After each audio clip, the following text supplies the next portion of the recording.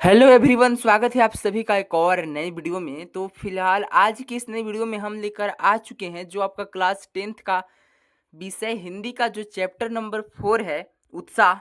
उस चैप्टर के सारे एमसीक्यू करने वाले हैं। तो बिना देरी किए हुए इस वीडियो को शुरू करते हैं। अगर आप चैनल पे नए हैं तो चैनल को सब्सक्राइब करके वीडियो को लाइक कर दीजिएगा और अपने दोस्तों के पास इस वीडियो को जरूर शेयर कर दीजिएगा।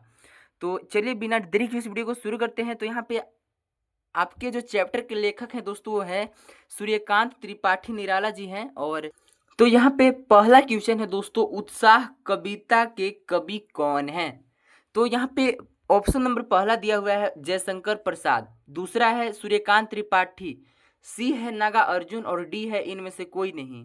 तो जैसा कि अभी हमने तुरंत बताया है दोस्तों कि जो उत्साह चैप्टर है इसके लेखक हैं सूर्यकांत त्रिपाठी, जिन्हें निराला जी के नाम से भी जाना जाता है। इसी तरह से अगर हम आगे बढ़े तो यहाँ पे अगला क्वेश्चन है, उत्साह कविता में कवि ने किसको संबोधित किया है, यानी कि इस कविता में कवि किसको पुकारे हैं, किन्हें बुलावा दिए हैं। तो यहाँ पे चार ऑप्शन दिया हुआ है। पहला है बिजली को, दूसरा है धरती को, तीसरा है आकाश को और डी है बादल को। तो इसका जो राइट आंसर हो जाएगा आपका हो जाएगा बादल को। इस चैप्टर में कवि जो है बादल को ही बुलाते हैं और गरजने के लिए कहते हैं। तो इसी तरह से यहाँ पे अगला क्वेश्चन है कि उत्साह कविता में कवि ने बादल की तुलना किससे की है? तो यहाँ पे चार ऑप्शन दिया हुआ है। तो पहला है धरती से, बी है आकाश से और सी है कवि से और डी है इनमें से कोई नहीं। तो यहाँ पे जो कवि है दोस्तों वो बादल को एज अ कवि के रूप में, एक राइटर के रूप में यहाँ पे प्रस्तुत किए हैं। तो इसका राइट आंसर हो जाएगा ऑप्शन नंबर कवि से। और इसी तरह से यहाँ पे अगला क्वेश्चन है, कवि बादल को कैसे बरसने के लिए कह रहा है? यानी कि आपके जो चैप्टर है उसमें बादल के बारे में बताया गया है। तो बादल को कैसे बरसने के लिए बोलते हैं? सिर्फ रिमझिम बरसने के लिए बोलते हैं। तो यहाँ पे ऑप्शन दिया हुआ है गर्जन के साथ, बी है पत्थर के साथ, सी है बिना गर्जन के साथ और डी है धीरे धीरे। तो आपके चैप्टर में जो कवि है दोस्तों वो बादल को पुकारते हैं कि बादल गरजो, यानी कि गर्जन के साथ इसका राइट आंसर हो जाएगा। क्योंकि कवि के अनुसार ऐसा लगता है कि उनके समाज में जागरूकता की कमी है, इसलिए वे चाहते हैं कि समाज में एक नई नई क्रांति आए, एक नया ऊर्जा हो, सारे लोग सकारात्मक तरीके से सोचे, सारे का सोच विचार को विकसित करने के लिए लोग यहाँ पे कवि बादल की ओर संकेत करके बताना चाहते हैं कि समाज में जागरूकता की आवश्यक है। और इसी तरह से यहाँ पे आगे हम बढ़े तो यहाँ अगला क्वेश्चन है, उत्साह कविता में सम्मिलित शब्द गगन का पर्यायवाची शब्द क्या होगा?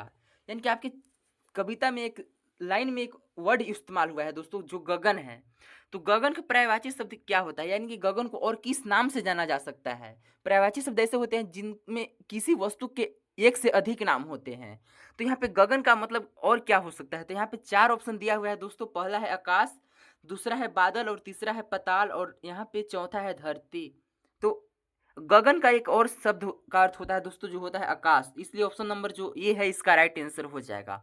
इसी तरह से यहाँ पे अगला क्वेश्चन है। अगला क्वेश्चन से पहले आपको एक कविता पढ़ना है दोस्तों और इसी कविता के माध्यम से आपका अगला क्वेश्चन बनने वाला है। तो यहाँ पे है, बादल गरजो घेर घेर घोर गगन, यानी कि सारे गगन को, सारे आकाश को घेर दो।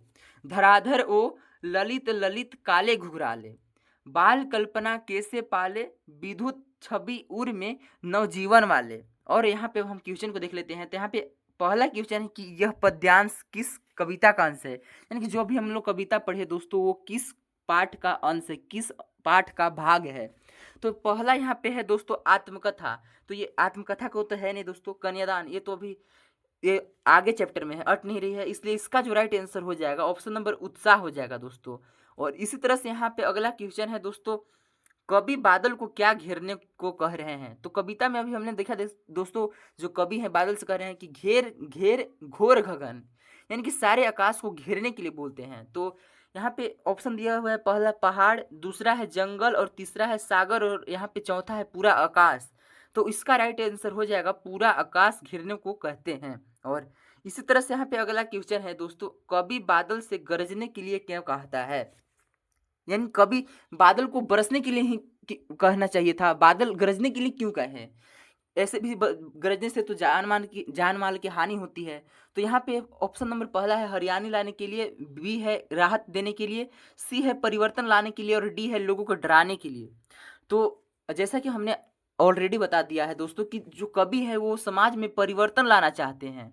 इसलिए जो परिवर्तन आएगा दोस्तों वो चुपचाप रहने से, शांति रहने से नहीं आएगा। इसलिए कवि चाहते हैं कि मतलब संकेत करना चाहते हैं वो कविता के माध्यम से कि समाज में जागरूकता की आवश्यक है, इसलिए यहाँ पे परिवर्तन लाने के लिए आवश्यक है। इसलिए इसका जो राइट आंसर हो जाएगा ऑप्शन नंबर सी हो जाएगा। अगला क्वेश्चन है दोस्तों, आपकी दृष्टि में बादल किसका प्रतीक हो सकता है? तो जैसा कि हमने भी बताया है दोस्तों कि जो बादल है वो समाज में परिवर्तन का यानी कि क्रांति लाने का, एक जागरूकता फैलाने के लिए इसका प्रतीक हो सकता है। तो यहाँ पे 4 ऑप्शन दिया हुआ है। पहला है गर्जन का, बी है सौंदर्य का, सी है पौरुष और क्रांति का और डी है वर्षा का। तो इसका राइट आंसर हो जाएगा दोस्तों ऑप्शन नंबर सी, पौरुष और क्रांति का प्रतीक हो सकता है। यहाँ पे इसका राइट आंसर हो जाएगा ऑप्शन नंबर सी।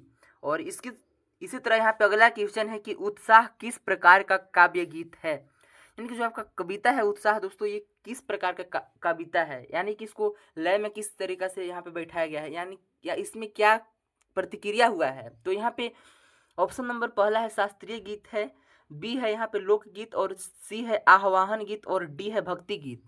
तो इसका जो राइट आंसर हो जाएगा ऑप्शन नंबर सी होगा आह्वान गीत।